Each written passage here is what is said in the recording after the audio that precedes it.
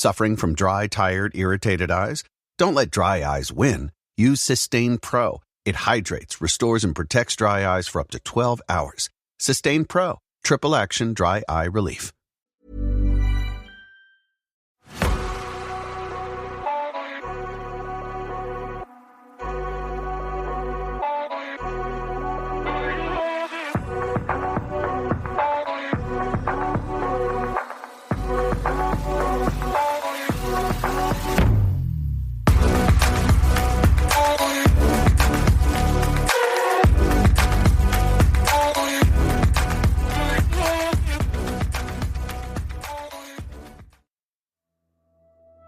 Hello, I'm Sarah, and welcome to the Reddit and Listener Story episode as part of Season of the Witch.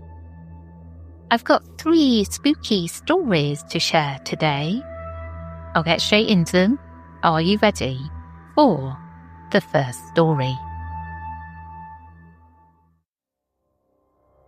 My Blair Witch camping experience. Back in 2006, my then-girlfriend bugged me for months to go camp on the Appalachian Trail, since we lived relatively close by. We planned an overnight trip for a following weekend and quickly cobbled together a plan. We should have packed the day before, because by the time we were ready, it was mid-afternoon. I'm an experienced camper, and I knew the sun would be going down right around the time I figured we'd get there. Jen still wanted to go, so we loaded our heavy packs and got the dogs in the car and got on the road. We had to drive a bit of a ways to get there, and indeed, the sun was close to going down by the time we arrived. We pulled into the parking lot at the trailhead and began to unload. It made us nervous that there was a man just sitting in his car in the parking lot. The engine was running, but he wasn't doing anything, just sitting there. We kind of took our time, hoping that he would drive off, because it made us nervous that a guy was sitting there watching 2 girls hike off into the woods. More unnerving was that with the sun going down, we wouldn't get far enough from the parking lot to feel safe. We tried to outwait the man, but he continued to sit there with his engine running, doing nothing.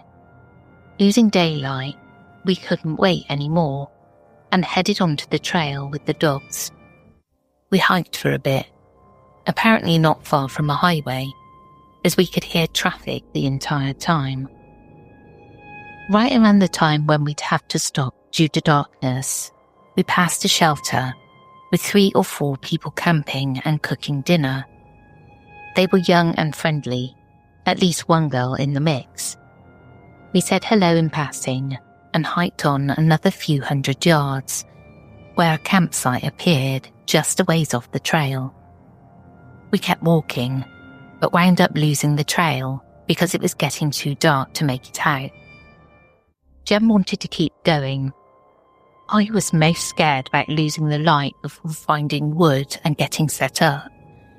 So I put my foot down and we doubled back to the vacant campsite. At the very least, we were within screaming distance of the other campers, should anything happen. I set up the tent and Jem began to search around for firewood.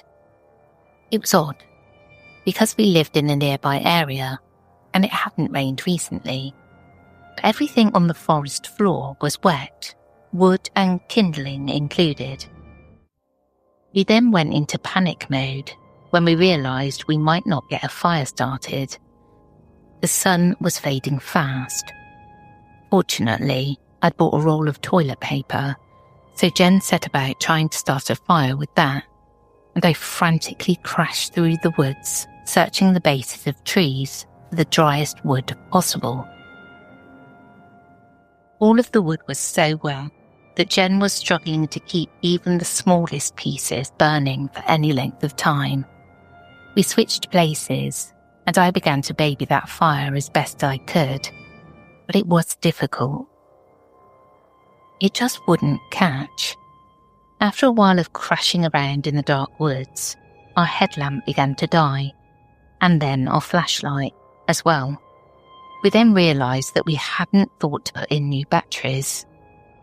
I was in full-on survival mode because the TP was running out. I marvel now at how I did not even care at all about grabbing stuff with my bare hands or about what kind of giant spider web I might walk into. I just had to get enough fairly dry wood for the fire to catch before the headlamp died. Like a machine, I gathered armfuls of the driest sticks and logs I could find, dropping them by the fire pit, and continued to race the headlamp's demise. After a great deal of sweat and tears, we managed to get the fire going and eventually built up enough to boil water. We celebrated our victory with a little of the wine we'd bought in an Algene. But then we soon realised that we'd forgotten something important. Utensils. It was dark and we were pretty hungry at that point, so I improvised and stirred with a stick. We then ate our food off our plates with our hands like savages, feeling really stupid about forgetting forks. Once we cleaned up, we settled in front of the fire with our wine and chilled out. Everything around us was peaceful and the dogs were fast asleep. We let the fire die down and headed into the tent, where there was some intimate shenanigans, and then we went to sleep. At about 3 a.m, I woke up for no reason, like no noise or anything, but Jem was awake and quietly freaking out next to me. When she saw that I was awake, she whispered that she was scared and to just listen, so I did. First, I heard the sound of the highway in the distance, then night insects, but then I heard two very weird things that put me on edge. The first was the sound of thick branches snapping in the woods close by, but no other rustling, like I would associate with deer or even a bear. By the sound and loudness of the snaps, these were large branches, like 3-inch plus in diameter, so whatever was breaking them had to be large. But why couldn't we hear any movement through the brush and leaves? It was all quiet, and then, snap. As I lay there, feeling increasingly freaked out and vulnerable in the tent, I began to notice another noise. They would come one at a time, but it sounded just like rocks being dropped through the trees. Just like a decent chunk of rock falling from the treetop, going thunk, thunk, thunk, thunk, as it hit branches on the way down. I'm a scientist, a skeptic, and usually quite a logical person. I have to say that I was really freaked out. I tried to reason with myself and say, "Oh, you're being silly and scaring yourself. It's acorns, just acorns." It also was a consolation that the dogs were outside and not barking. Honestly, with as weird as it felt, and with all the weird noises coming from all directions around our campsite, I have no idea how the dogs weren't bothered by it. We spent an uneasy hour listening to these noises, and because we were a bit afraid that the guy in the parking lot might have had bad intentions and followed us in, we finally just felt too vulnerable in the tent. We were able to get the fire started again by stoking the embers, and we sat up drinking the remainder of our wine to calm our nerves until the sun came up. The next day, trying to make the previous night less scary, I looked all around the campsite for acorns. I couldn't believe it, but there were none. None of the trees around were oak trees, but were some sort of evergreen.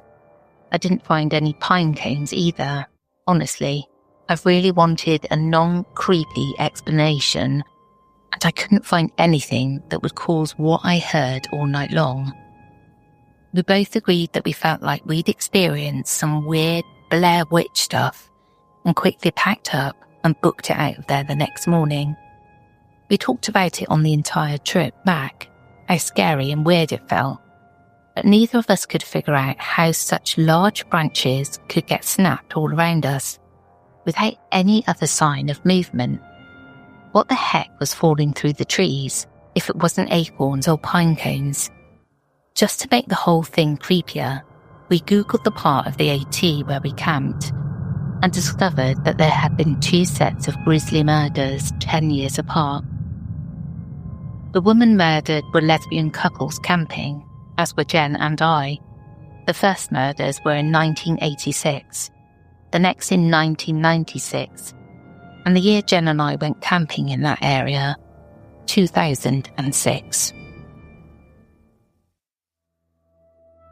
So, what do we think was in the woods?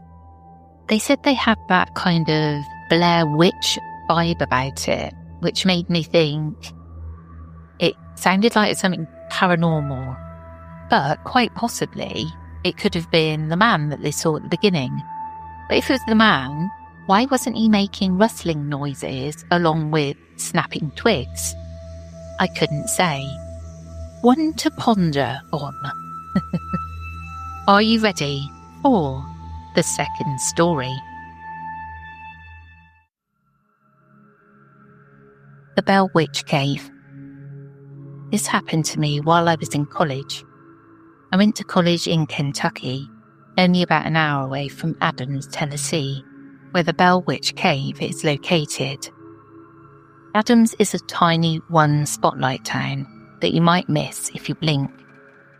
If you don't know what the Bell Witch Cave is, either read the Wikipedia article on it or watch the movie An American Haunting. I had a boss in the student library where I worked that told me you couldn't pay him enough money to go back there, and the ghost was able to whisper something to his girlfriend that only she knew. He also warned me not to challenge the ghost. Anyway, me and 2 friends decided to jump in my old Dodge Dynasty and head down there on Halloween night for a tour. We got there just in time for the last tour of the night at midnight. While on the tour, we went past some old Indian remains and a little deeper into the cave where some water was running. The farthest they'll usually take you is a formation called Eagle Rock. I stuck my head past the rock, and I could have sworn some greenish light flashed from the back of the cave towards me. It made me shake my head a couple of times. We got ready to leave the cave, and of course, as a half-joke, I called out, "Kate, show yourself." Immediately, I heard something whisper, but I couldn't make out the words. I dismissed it as hearing other tour-goers talking in the distance. My friend and I started back towards my car. It was about 50 degrees out, so a rather cool fall night. As we came up the hill, we suddenly hit a spot of extremely warm air rising from the ground. At an estimate, I'd say 75 degrees or more. It smelled strange too, like flint. We explained it away as likely some hot water from the cave running close to the surface there. It still seemed odd. As we got closer to the grass parking lot, we heard the family's dog barking incessantly at something. We finally saw my car, and then we saw the dog bolt from the car with its tail between its legs. I joked that it was barking at the ghost haunting my car. We got in the car and started it up, and headed back towards the highway. Strange things started to happen. The heat was on full blast, but the interior of the car would not warm up.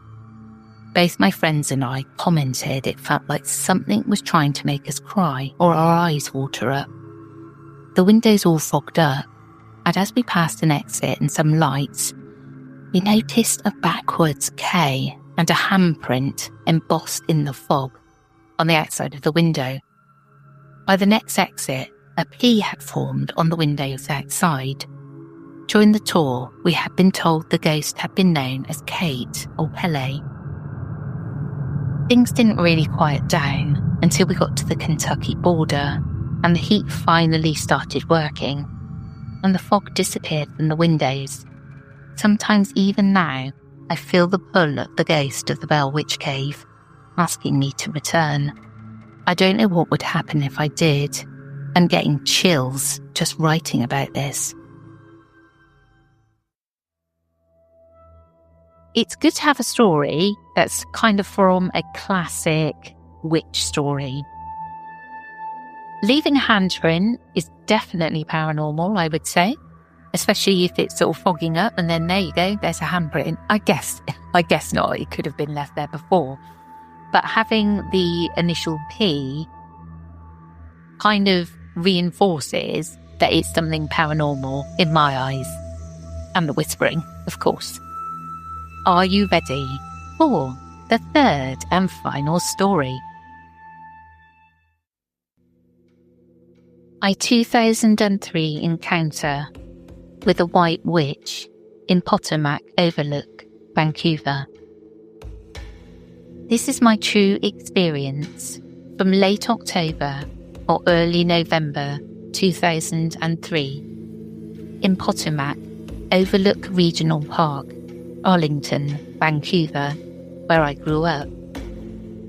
I shared it with my wife in 2013, early in our relationship, and it still affects us. I'm posting here to see if anyone's had similar encounters or knows local lore. Past midnight, me, my brother, 2.5 years older, and 2 lifelong friends, one my age, one his, were off trail a 1/4 mile past the nature centre, building a stick structure in a clearing under the full moon. No flashlights or cell phones, just moonlight showing every tree and leaf. The creek babbled 100 yards below. Suddenly, the air felt heavy, and we heard rustling and whispers from the creek's direction. Not cicadas or wind. We froze, spooked, as the sound circled us. Without a word, we all looked 30 yards down the hill. A woman in glowing colonial-style white robes came toward us, her face shadowy. Her anger hit us like a wave, so intense we couldn't touch our structure. We later called her the White Witch, feeling she wasn't human. I whispered, "What is that?" My friend said, "Is that even real?" We backed away to the dirt trail, her robes glowing closer, 25 yards, then 20. On the clear dirt trail, my friend's older brother cried out, showing a fresh, bleeding scratch on his arm. No branches or thorns nearby. Panic hit, and we ran from dirt to gravel to pavement uphill to the parking lot. She followed, rounding bends behind us. We reached the car, sped off past the tennis court, and saw her in the rearview mirror, trailing at an impossible speed. We shouted, "Let's get out of here," and sighed in relief at Military Road. The next day, we agreed on what we saw. My friend's mum showed us a local folklore book about 2 witch sisters near the park's old Donaldson cemetery, matching our white witch. I've never found that book again. I learned later that Potomac has ghost stories, but we didn't know then. I told my wife in 2013, a month into dating. We've hiked Potomac Overlook by day, but she won't stay past dark. I'd revisit to understand it. As a parent living south, I can't just go back. Has anyone heard of the White Witch or similar figures in Arlington? Would you return to a place like this? Note: the scratch appeared on a clear trail, and we all saw the same figure. This is exactly what happened. No embellishment. The thing that really got me about this one was that the witch creature was following them around, bending round the corners behind them.